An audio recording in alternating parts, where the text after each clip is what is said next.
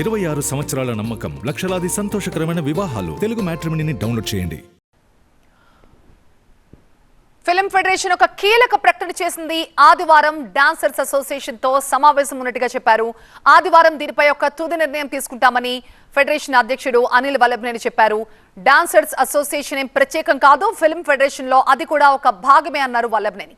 Federation కి అనుబంధంగా dancers association కూడా పని చేయాల్సిందే అంటున్నారు. అయితే మరోవైపు డాన్సర్స్ అసోసియేషన్ ప్రెసిడెంట్ సుమలత దీనిపై కీలక వ్యాఖ్యలు చేశారు.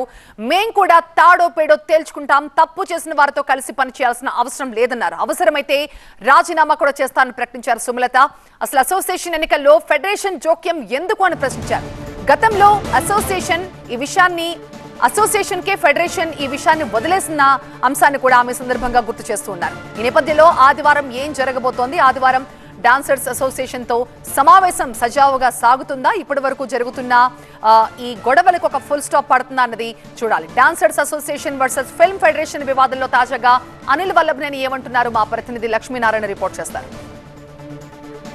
గత వారం రోజులుగా డాన్సర్స్ అసోసియేషన్లో జరుగుతున్న రగడ, ఇద్దరు మాస్టర్ల మధ్యలో జరుగుతున్న వివాదంగా మొదట స్టార్ట్ అయింది. తర్వాతకి సర్వసభ్య సమావేశంలో ఒకరినొకరు దూషించుకోవటం ఇదంతా ప్రారంభమైంది. ఇప్పుడు మాత్రం తాజాగా అది dancers association versus film federation అనే విధంగా మారింది. అసలు ఏం జరిగింది, రేపు సమావేశంలో ఏం జరగబోతుంది, ఈ వివరాలన్నీ మనం ఫిలిం ఫెడరేషన్ అధ్యక్షుడు అనిల్ ఉన్నారు, అనిల్తో విషయాలు తెలుసుకుందాం.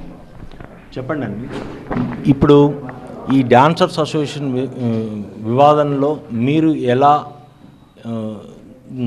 నిర్ణయం తీసుకుంటారు? డాన్సర్స్ యూనియన్ అనేది మా ఫెడరేషన్లో అంతర్భాగం అండి.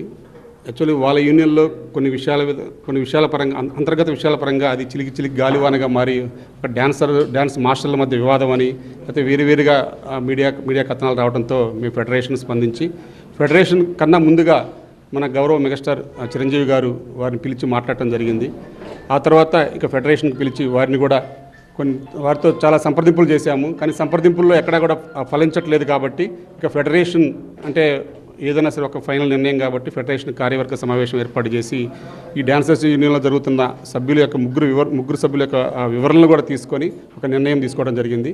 మేము ఫైనల్గా ఒకటే, ఎందుకంటే 24 యూనియన్లో ఏ ఒక్క యూనియన్ కూడా బయటకు వచ్చి ఇష్టం వచ్చినట్టుగా మాట్లాడుకోవడానికి వీలు లేదు. ఎందుకంటే ఏదన్నా సరే సమస్యను వెంటనే మన సామరస్యంగా పరిష్కరించుకునే దిశగా. అంటే ఇందాక సుమలత మాట్లాడుతూ ఫిలిం ఫెడరేషన్కి ఏం సంబంధము, మేము ఎలక్షన్ చేసుకోవాలన్నా ఏది చేసుకోవాలన్నా మా అంతర్గత విషయము, లేదు అంటే లేబర్ ఆఫీసర్ వచ్చి ఎలక్షన్ నిర్వహిస్తారు తప్ప ఫిలిం ఫెడరేషన్ వాళ్ళు ఇందులో జోక్యం చేసుకోవాల్సిన అవసరం లేదు, మా బైలాలో అలా లేదు అని చెప్తున్నారు. దాన్ని మీరు ఏ దృష్టిలో చూస్తారు?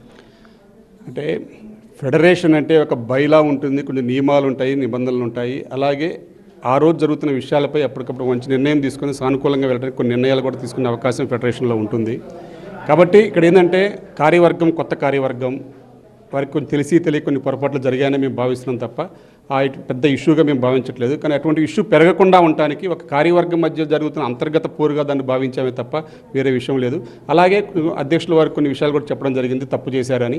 ఆ తప్పు చేసిన విధానానికి కూడా దానికి ఒక ఫెడరేషన్ అంటే 23 సంఘాలు ఉంటాయి. ఈరోజు తీసుకున్న నిర్ణయం రేపు 23 సంఘాలు కూడా అమలు చేసే విధంగా ఉండాలి తప్ప ఒక కార్యవర్గానికి ఒక రూలు, ఒక యూనియన్కి ఒక రూల్ అనేది ఉండకూడదు. కాబట్టి 24 యూనియన్లు ఎలా జరుగుతుందో అలాగే మీ యూనియన్లో కూడా ఏమి జరిగినా సరే దాని ప్రకారం ప్రొసీజర్ ప్రకారం వెళ్దామని చెప్పడం జరిగింది.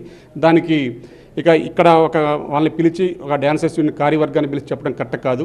ఏదున్నా సరే ఒక ఆఖరి అవకాశంగా మన ఫెడరేషన్ తీసుకున్న నిర్ణయం ఫైనల్గా ఒకటే, వాళ్ళ యూనియన్ మీటింగ్ పెట్టి ఆ యూనియన్ మీటింగ్లో సభ్యుల సమక్షంలో ఇక్కడ జరుగుతున్న ఫెడరేషన్ సమక్షంలో తీసుకున్న నిర్ణయాలని అన్నీ కూడా సభ్యుల సమక్షంలో వివరించి ఆ నిర్ణయాల ప్రకారం మనం ముందుకెళ్ళడానికి వారికి కొన్ని రూల్స్ రెగ్యులేషన్స్ అన్నీ కూడా మనం చెప్పాలని చెప్పి నిర్ణయించుకోవడం జరిగింది. దీనికి అనుగుణంగా పనిచేయాలి ఏ యూనియన్ అయినా సరే అనేది ఆ దిశగా ముందుకెళ్ళడానికి సభ్యుల సమక్షంలో. అంటే ఇప్పుడు ఆ కమిటీలో ఉన్న సభ్యులు రిజైన్ చేయటం అనేది జరిగింది. వాళ్ళు ఆ రిజైన్లని తప్పకుండా ఆమోదపరిచి దానికి బై ఎలక్షన్లు చేయాలి అనేది సుమలత చేస్తున్న వాదన.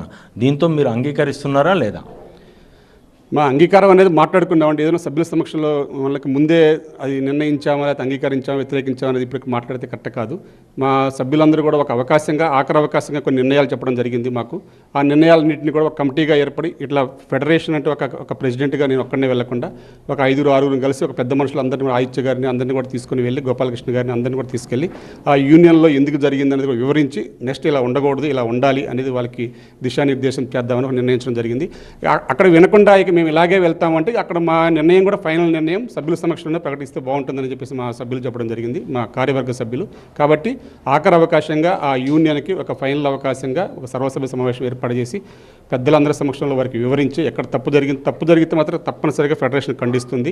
ఆ తప్పేంటి, తప్పును గుర్తించే విధానం ఏంటి అనేది కూడా అక్కడ అంతా వివరించి ఒక మంచి నిర్ణయంతో ముందుకెళ్ళి 24 యూనియన్లు పటిష్టంగా ఉండాలనే ఉద్దేశంతో ఈ నిర్ణయం తీసుకోవడం జరుగుతుంది. ఇప్పుడు ఫెడరేషన్ కౌన్సిల్ సభ్యుల సమక్షంలో ఒక్కొక్కళ్ళతోటి విడివిడిగా మీరు చర్చలు జరిపారు. ఆ చర్చలు సానుకూలంగా ఉన్నాయని భావిస్తున్నారా? ఎవరు ఎలాంటి ధోరణి ప్రకటించారు? నేను సానుకూలంగా ఉన్నాయని భావిస్తానండి. ఏదంటే ఇక్కడ కోపతోపాలు ఉన్నాయే తప్ప ఏదైనా ఫైనల్గా ఒక ఫెడరేషన్ నిర్ణయం, యూనియన్లు అంటే ఒక 600 మంది సభ్యుల నిర్ణయం ప్రకారం కట్టుబడి ఉండాలి తప్ప నాకు ఏదో వ్యక్తిగతంగా ఉందని చెప్పేసి పోకూడదు. అదే చెప్పాము క్లారిటీగా, 600 మంది సభ్యుల సంక్షేమం చూసుకోండి, లేకపోతే ఇక్కడ ఆవేశపూర్వకంగా వెళ్తే కనుక రేపు పొద్దున యూనియన్ దెబ్బతింటుంది, ఇటువంటి ఉండకూడదు.